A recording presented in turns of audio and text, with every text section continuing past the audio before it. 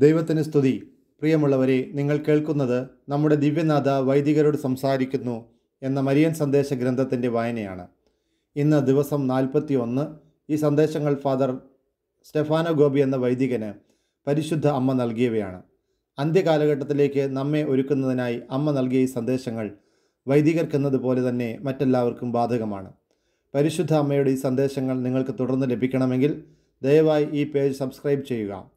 അമ്മയുടെ ഈ സന്ദേശങ്ങളെ ഷെയർ ചെയ്ത് നമുക്കും സുവിശേഷവൽക്കരണ ദൗത്യത്തിൽ പങ്കാളികളാകാം. നിങ്ങളുടെ നിർദ്ദേശങ്ങളും അഭിപ്രായങ്ങളും ദയവായി കമൻറ്റ് ചെയ്യുക. ഞാൻ നിങ്ങൾക്ക് വേണ്ടി പ്രാർത്ഥിക്കുന്നു. നമുക്ക് വായനയിലേക്ക് പ്രവേശിക്കാം. Day 41 172 March 9 1979. നിങ്ങളുടെ മോചനം സമീപസ്ഥമായി. വാത്സല്യ മക്കളെ, നിങ്ങൾ ജീവിക്കുന്ന കാലഘട്ടത്തിൻ്റെ അടയാളങ്ങൾ എന്നോടൊപ്പം പരിഗണിക്കുക. മനുഷ്യഹൃദയങ്ങൾ മരവിച്ചു പോയിരിക്കുന്നു. ലോകം ഒരു മരുഭൂമിയായി മാറിയിരിക്കുന്നു. അതിനാൽ നിങ്ങൾക്ക് നിങ്ങളുടെ സ്വർഗീയ മാതാവിൽ പൂർണ്ണമായ വിശ്വാസം ഉണ്ടായിരിക്കണം. നിങ്ങൾ ജീവിക്കുന്ന കാലഘട്ടത്തിലേക്ക് എന്നോടൊപ്പം കണ്ണോടിക്കുക. എൻ്റെ അസാധാരണമായ ഇടപെടലിൻ്റെ അടയാളങ്ങൾക്ക് കാണാം. ഒരു മരത്തിൻ്റെ ആദ്യത്തെ മുകുളങ്ങൾ പ്രത്യക്ഷപ്പെടുമ്പോൾ നിങ്ങൾക്കറിയാം ശീതകാലം അവസാനിച്ചു, പുതിയ വസന്തം അടുത്തു കഴിഞ്ഞു എന്ന്. തിരുസഭ ഇന്ന് നേരിട്ടുകൊണ്ടിരിക്കുന്ന കനത്ത ശീതകാലത്തിൻ്റെ അടയാളങ്ങൾ എന്തെന്ന് ഞാൻ നിങ്ങൾക്ക് ചൂണ്ടിക്കാട്ടി. വിശുദ്ധീകരണത്തിലൂടെ കടന്നു പോകുന്ന അവൾ വേദനയുടെ അത്യുച്ചയിൽ എത്തിയിരിക്കുകയാണ്. ക്രിസ്തുവിൻ്റെ മണവാട്ടി വീണ്ടും സഭയെ മുറിവുകളോടെ കാണപ്പെടുന്നു. സഭയെ തോൽപ്പിച്ച് സമ്പൂർണ്ണ വിജയം ആഘോഷിക്കുന്നതായി തോന്നുന്നു. ശത്രു തൻ്റെ വിജയം കൈവരിച്ചത് വിശ്വാസ സത്യങ്ങളെ അട്ടിമറിച്ചുകൊണ്ടും പുകമറ സൃഷ്ടിച്ചുകൊണ്ടുമാണ്. അച്ചടക്കരാഹിത്യം മൂലം തിരുസഭയുടെ ആന്തരിക ഐക്യത്തെ തകിടം മറിച്ചുകൊണ്ടിരിക്കുകയാണ്. നികൃഷ്ടവും ഒളിഞ്ഞു നടത്തുന്നതുമായ മതപീഡനം വഴി സഭയെ വീണ്ടും ക്രൂശിച്ചുകൊണ്ടാണ്. ഇത്ര ക്രൂരമായ ശൈത്യത്തിലും സഭയിൽ നവീകരണത്തിൻ്റെ ആശാവഹമായ മുകുളങ്ങൾ പ്രത്യക്ഷപ്പെട്ടുകൊണ്ടിരിക്കുന്നു. അവ നിങ്ങളോട് പറയുന്നു, നിങ്ങളുടെ മോചനത്തിൻ്റെ സമയം ആഗതമായിരിക്കുന്നു എന്ന്. ഒരു പുതിയ വസന്തം. തിരുസഭയിൽ എൻ്റെ വിമല ഹൃദയത്തിൻ്റെ വിജയത്തിൻ്റെ വസന്തം പൊട്ടിപ്പുറപ്പെടാനായി. നേരത്തെ തന്നെയുള്ള സഭ തന്നെയെങ്കിലും അവൾ നവീകരിക്കപ്പെട്ടവളും വർദ്ധിത പ്രചോദിതയും എളിമപ്പെട്ടവളും ശക്തി ആർജിച്ചവളും ദരിദ്രയുമായിരിക്കും. ശുദ്ധീകരണം കഴിയുന്ന ഈ അവസരത്തിൽ അവൾ സുവിശേഷ ചൈതന്യം വർദ്ധിച്ചവളായിത്തീരും. അങ്ങനെ സഭയിൽ എൻ്റെ പുത്രൻ്റെ മഹത്വമേറിയ ഭരണം എല്ലാവർക്കും പ്രശോഭിക്കും. അവൾ പ്രകാശത്തിൻ്റെ ഒരു നൂതന സഭയായി മാറും. അവളുടെ ശാഖകളിൽ പുതുമുകുളങ്ങൾ ഇപ്പോഴേ കാണപ്പെടുന്നു. ഈ പുതുമുകുളങ്ങൾ തങ്ങളെ തന്നെ തങ്ങളുടെ സ്വർഗീയ മാതാവിന് അർപ്പിച്ച ആത്മാക്കളാണ്. നിങ്ങളും എൻ്റെ വിമല ഹൃദയത്തിൻ്റെ അപ്പസ്തോലരും അക്കൂട്ടത്തിൽ ഉണ്ട്. എൻ്റെ മക്കളെ, എനിക്കായി സമർപ്പിക്കുകയും എൻ്റെ അരൂപിയിൽ ജീവിക്കുകയും ചെയ്യുന്ന നിങ്ങളാണ് ഈ മുകുളങ്ങൾ. കർത്താവിൻ്റെ വിശ്വസ്ത അനുയായികളായ നിങ്ങൾ ലോകത്തിന് അജ്ഞാതരും അവഹേളിതരും ആയിരുന്നുകൊണ്ട് ദാരിദ്ര്യത്തിലും എളിമയിലും ഏകാന്തതയിലും പ്രാർത്ഥനയിലും ഉപവിയിലും ജീവിക്കുക. പുറത്തു വന്ന് നിങ്ങളുടെ പ്രവർത്തനങ്ങളാൽ ലോകത്തെ പ്രബോധിപ്പിക്കേണ്ട സമയമായി. ഞാൻ എപ്പോഴും നിങ്ങളോട് കൂടിയുണ്ട്. എല്ലാവർക്കും നിങ്ങളെ ഞാൻ എൻ്റെ മക്കളായി വെളിപ്പെടുത്തുക. നിങ്ങളുടെ വിശ്വാസമാകട്ടെ ഇരുളിൽ നിങ്ങൾക്ക് പ്രകാശം. എൻ്റെ പുസ്തനായ ക്രിസ്തുവിൻ്റെ മഹത്വത്തിനു വേണ്ടി ആത്മാക്കളെ നേടുന്നതിനായി നിങ്ങളെ തന്നെ ഒരു ദഹനബലിയായി തീർക്കുക. പ്രകാശത്തിൻ്റെ മക്കളെ, നിങ്ങൾ പോരാടുക. എണ്ണത്തിൽ നിങ്ങൾ കുറവായിരിക്കാം. വളരെയധികം പേർ നിങ്ങളുടെ കാലടികളെ പിന്തുടരുകയും എൻ്റെ സൈന്യത്തിൻ്റെ ഒരു ഭാഗമായി തീരുകയും ചെയ്യും. കാരണം എനിക്ക് പോരാടാനുള്ള സമയം അടുത്തിരിക്കുന്നു. ക്രൂരത നിറഞ്ഞ ഈ ശീതകാലത്തിൽ എൻ്റെ വിമല ഹൃദയത്തിൽ നിന്ന് പുറപ്പെടുന്ന മുകുളങ്ങൾ നിങ്ങളാണ്. ആ മുകുളങ്ങളെ ഞാൻ തിരുസഭയുടെ വിവിധ ശാഖകളിൽ ഉറപ്പിക്കും. മനോഹരമായ വസന്തകാലം അടുത്തു കഴിഞ്ഞു എന്ന് ഇതുമൂലം മനസ്സിലാക്കുക. തിരുസഭയ്ക്ക് ഇത് ഒരു പുതിയ പന്തക്കോസ്തയായിരിക്കും. വാത്സല്യ മക്കളെ, നിങ്ങൾ ജീവിക്കുന്ന ഈ കാലഘട്ടത്തെ എൻ്റെ കണ്ണുകൾ കൊണ്ട് വീക്ഷിക്കുക. പ്രാർത്ഥനയിലും സഹനത്തിലും പ്രത്യാശയിലും നിലനിൽക്കുക. കാരണം നിങ്ങളുടെ മോചനത്തിൻ്റെ നാളുകൾ അടുത്തെത്തിയിരിക്കുന്നു. മാർച്ച് 25 1979 മംഗളവാർത്താ തിരുനാൾ 173. നിങ്ങളുടെ ആന്തരികമായ സമനില. അവതീർണമായ വചനത്തിൻ്റെ അമ്മയാണ് ഞാൻ. ഞാൻ ഉദ്ധീരണം ചെയ്ത അതേയാൽ രക്ഷയ്ക്ക് വേണ്ടിയുള്ള പിതാവിൻ്റെ കർമ്മപദ്ധതിക്ക് ഞാൻ എൻ്റെ വ്യക്തിഗതമായ സഹകരണം നൽകി. എന്നിൽ നിന്നും മനുഷ്യപ്രകൃതി സ്വീകരിക്കുന്നതിന് വചനം പിതാവിൻ്റെ തിരുമടിയിൽ നിന്ന് എൻ്റെ ഉദരത്തിൽ പ്രതിഷ്ഠിക്കപ്പെട്ടു. ദൈവപിതാവിൻ്റെ തിരുച്ചിത്തത്തിന് ഞാൻ നൽകിയ ഈ അതേ സുദീർഘവും നിശബ്ദവുമായ ഒരു തയ്യാറെടുപ്പ് പോലെ എൻ്റെ ആത്മാവിൽ വിടർന്നു. അനിർവചനീയമായ ഈ നിമിഷത്തിലെത്താൻ നിങ്ങളുടെ അമ്മ ഏത് വഴിയിലൂടെ നടന്നുവെന്ന് കാണുക. എളിമയുടെയും വിശ്വസ്തതയുടെയും പുത്രനിവേശമായ പരിത്യക്തതയുടെയും നിശബ്ദതയുടെയും നിമിഷം, ദൈവത്തോടുള്ള അടുത്തതും ആഴമേറിയതുമായ നിമിഷം. ബാല്യകാലം തുടങ്ങിത്തന്നെ ഞാൻ എന്നെ തന്നെ കർത്താവിന് പൂർണ്ണമായി കൈയാളിച്ചു. സമ്പൂർണ്ണ കന്യാവ്രതത്തിലും തികഞ്ഞ അജ്ഞാതാവസ്ഥയിലും സമാധാനത്തിലും ഒരടിമയെപ്പോലെ അവിടുത്തേക്ക് ഞാൻ മുഴുവനായി അർപ്പിച്ചു. എൻ്റെ ആത്മാവ് സന്തതം വർദ്ധമാനമായി കൊണ്ടിരുന്ന പ്രകാശത്തിലേക്ക് തുറന്നു.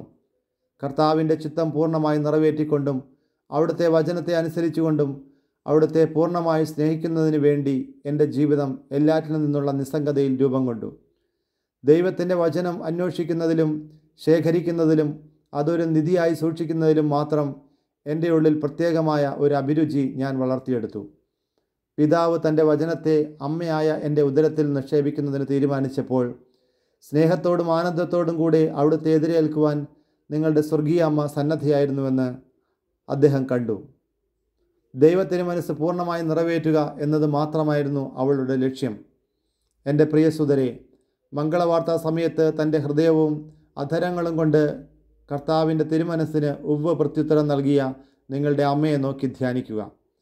അതുപോലെ തന്നെ നിങ്ങളും നിങ്ങളുടെ സ്വർഗീയ മാതാവിൻ്റെ വിമല ഹൃദയത്തിൽ നിന്ന് വരുന്ന സ്വരത്തിലൂടെ കർത്താവ് നിങ്ങളോട് ആവശ്യപ്പെടുന്നതിനെല്ലാം എന്ന് പറയുക. ഇനി ഒരിക്കലും നിങ്ങൾ സംശയിക്കരുത്, മറ്റെങ്ങും അന്വേഷിക്കരുത്, ഉറപ്പോ പ്രോത്സാഹനത്തിനുമോ ആരിൽ നിന്നും യാചിക്കരുത്. നിങ്ങളുടെ ആശ്രയം എൻ്റെ വിമല ഹൃദയത്തിൽ മാത്രം ആയിരിക്കുന്നതിന് വേണ്ടി എൻ്റെ പ്രവർത്തന ഫലമായി ഞാൻ തന്നെ വേണ്ട ഏർപ്പാടുകൾ മുൻകൂട്ടി ചെയ്തിട്ടുണ്ട്. നിൻ്റെ ചുറ്റുമുള്ള എല്ലാ ആശ്രയങ്ങളും തകർന്നു വീഴുന്നതിന് ഞാൻ ഇടയാക്കും. നിൻ്റെ വിശ്വാസം വെറും മാനുഷികമായ പ്രോത്സാഹനങ്ങളാലോ അംഗീകാരത്തിലോ ആശ്രയിച്ച് നിൽക്കുന്നതല്ല ഞാൻ അനുവദിക്കുകയില്ല. എൻ്റെ പുത്രന്മാരെ, നിങ്ങളിൽ നിന്നും ചെറുമയും വിനയവും അജ്ഞാതാവസ്ഥയും നിശബ്ദതയും വിശ്വാസവും ഞാൻ അഭിലഷിക്കുന്നു. പുത്രർക്കടുത്ത പരിത്യക്താവസ്ഥ. നിങ്ങളുടെ സ്വർഗീയ മാതാവ് നടത്തുന്ന വഴിയിൽ കൂടി നിങ്ങൾ നടക്കുക. ദൈവത്തോടുള്ള ഏറ്റവും അടുത്ത ഐക്യത്തിലും എല്ലാ സൃഷ്ടികളോടുമുള്ള വിരക്തിയിലും കർത്താവിന് വേണ്ടിയുള്ള ശുശ്രൂഷയിലൂടെ വഴിയിലൂടെ പോവുക. യേശു നിങ്ങളോട് എന്തു തന്നെ ആവശ്യപ്പെട്ടാലും അതിനെല്ലാം എപ്പോഴും അഭ്യസിപ്പിക്കലാണ് എൻ്റെ ജോലി. യേശുവിനോട് പറയുന്നവരുടെ എണ്ണം ഞാൻ പ്രത്യേകമായി തിരഞ്ഞെടുത്തവരുടെ ഇടയിൽ പോലും വളരെ വിരളമാണ്. എന്നോടുകൂടെ ഞാൻ ചൂണ്ടിക്കാണിക്കുന്ന വഴിയിലൂടെ, ഞാൻ നിങ്ങളെ നയിക്കുന്ന മാർഗത്തിലൂടെ വിധേയത്വത്തോടും പുത്രസഹജമായ പരിത്യക്തയോടും കൂടെ മാത്രം എന്നാൽ നയിക്കപ്പെടുന്നതിന് അനുവദിച്ചുകൊണ്ട് മുന്നേറുക. ദൈവത്തിൻ്റെ വചനം ശ്രവിക്കുക വഴി അത് സ്വീകരിക്കുന്നതിനും ഗ്രഹിക്കുന്നതിനും അതിനെ സ്നേഹിക്കുന്നതിനും ശേഖരിക്കുന്നതിനും പ്രാവർത്തികമാക്കുന്നതിനും ഞാൻ നിങ്ങളെ അഭ്യസിപ്പിക്കുകയാണ്. ശുദ്ധീകരണത്തിൻ്റെ ഈ നാളുകളിൽ പലരും മറ്റു വാക്കുകളാൽ വഴിതെറ്റിപ്പോകുന്നു. വഞ്ചനയും ആശയക്കുഴപ്പങ്ങളും സർവത്ര ഉണ്ടാകുന്നതിന് അതിസ്വാഭാവികമായ കപടമായ ആത്മാവിഷ്കാരത്താൽ നല്ലവരെ പോലും വഴിതെറ്റിക്കുന്നുവെങ്കിൽ എൻ്റെ ശത്രു വാസ്തവത്തിൽ വിജയിക്കുന്നു.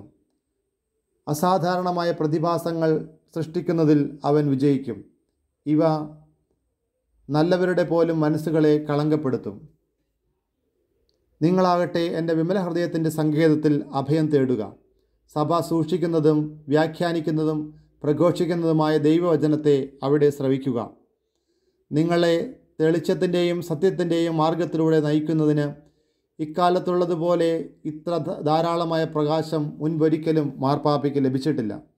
എൻ്റെ പ്രിയപുത്രന്മാരെ, നിങ്ങളുടെ ആന്തരിക സമനില എൻ്റെ വിമല ഹൃദയത്തിൽ ഞാൻ രൂപീകരിക്കും. കാരണം നിങ്ങൾ കൂടുതൽ വിവേകശാലികളും ചിത്തത പാലിക്കുന്നവരും ആയിരിക്കേണ്ട ആവശ്യം ഇന്ന് വളരെയേറെയാണ്. നിങ്ങളുടെ സ്വർഗീയ മാതാവ് നിങ്ങളിൽ ചെയ്യുന്ന എല്ലാറ്റിനും അടയാളമായിരിക്കും ഈ ആന്തരിക സമചിത്തത. അത് നിങ്ങളെ വിശ്വസ്തരും പക്വമതികളുമായ പുത്രന്മാരായി ദർശിക്കുന്നതിന് സഭയ്ക്ക് ഉറപ്പു നൽകുകയും ചെയ്യും. എൻ്റെ പുത്രന്മാരുടെയും സമീപം.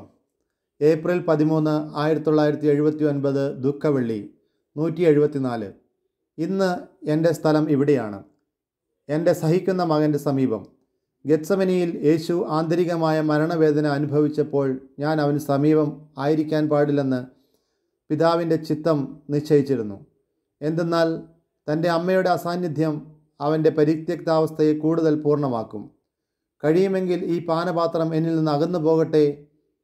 എന്നാൽ ആ രാത്രിയിൽ എൻ്റെ ആത്മാവിൽ ഞാൻ എൻ്റെ പുത്രന് സമീപത്തായിരുന്നു.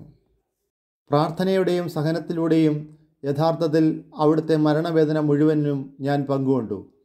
അവിടുത്തെ ആശ്വസിപ്പിക്കുന്നതിനും സഹായിക്കുന്നതിനും പിതാവേ, എൻ്റെ ഇഷ്ടമല്ല അങ്ങയുടെ ഇഷ്ടം നിറവേറട്ടെ എന്ന അവിടുത്തെ വാക്കുകളോട് എൻ്റെ അതേയും ഞാൻ ചേർത്തു.